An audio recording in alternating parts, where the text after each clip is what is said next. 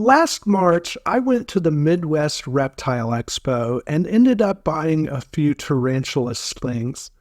And one of them was this Harpactira Pulchripes, or golden blue-leg baboon. I named her Jewel. I was so excited to get this tarantula because she's my first old world tarantula, and she's grown into what might be one of the most beautiful creatures in my reptile room. She'll be a year old in a few weeks, so today I'm going to do a 1-year update on Jewel and give you a look at what her growth rate has been like over the last year. Jewel started her life out with me as a half-inch sling, and for the first 6 months of her life, she lived in this 3x3x6 spiderling enclosure. And during most of this time, I rarely saw her out of her web. She's so shy and skittish that if she was out of her web, I'd catch her fleeing back into her web if I even came close to the enclosure. As Jewel eventually outgrew the spiderling enclosure, I rehoused her into this 12x12 Exoterra terrarium for her permanent home.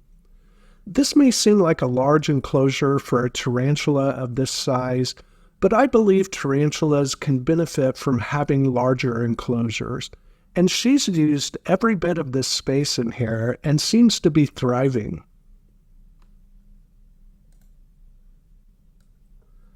I expected her to go straight for this hollow piece of wood to make her web, but instead she was more interested in this spot under the moss right at the door of the enclosure. H. pulchripes is a species that can be fast and has some potent venom, so I wasn't thrilled that she set up her home right at the door of her enclosure, but it did allow me to keep an eye on her.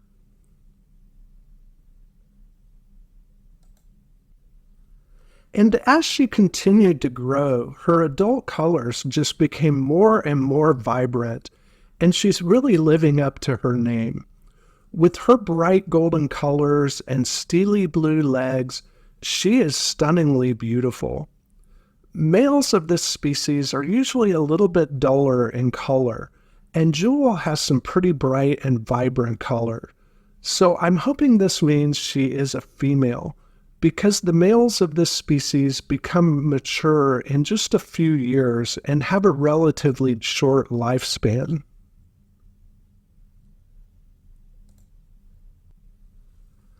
I hear many people say that their H. pulchripes spend a lot of time out in the open on display, and maybe Jewel will start doing this as she becomes more mature.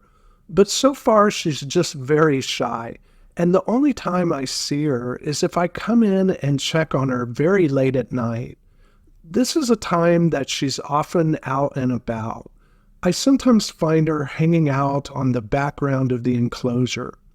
But between turning on a light and any movement I might make, it's not long before she gets startled and bolts back to a hiding place. And this does make it a little difficult to get much good video of her.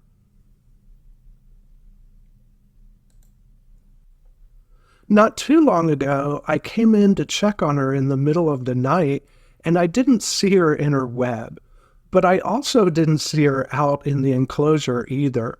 And this made me a little nervous at first because this would not be a good tarantula to have escape. But I was relieved when I saw that she had started working on a new web in the back of the enclosure.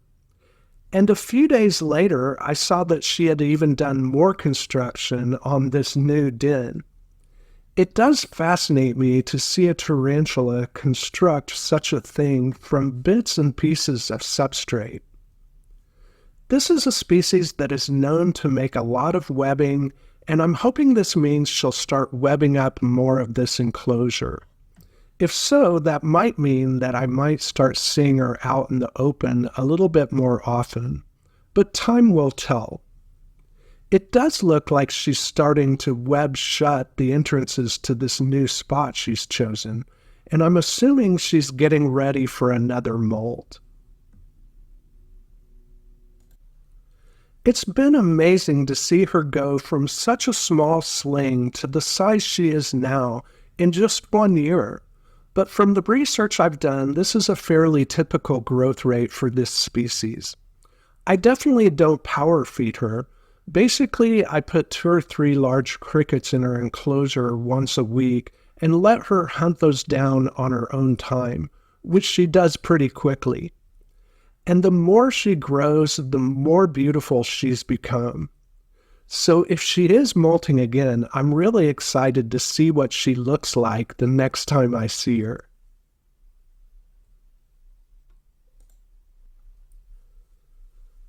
As beautiful as this tarantula is, it does bring with it the challenges and precautions of keeping an old world tarantula. So it isn't recommended as a beginner species. But if you're someone who's gotten some experience with husbandry and rehousing a tarantula, it is a good species for someone who wants to try caring for their first old world species. I did get another sling at the same time that I got Jewel, a Chaco golden knee, and he's really grown a lot too.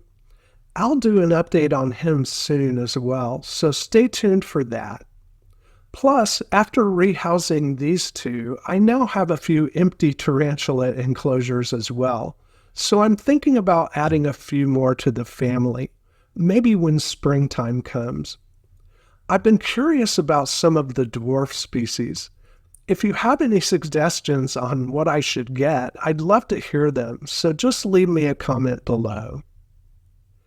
And I hope you enjoyed seeing this beautiful spider, and I appreciate you watching, and I'll see you in the next video.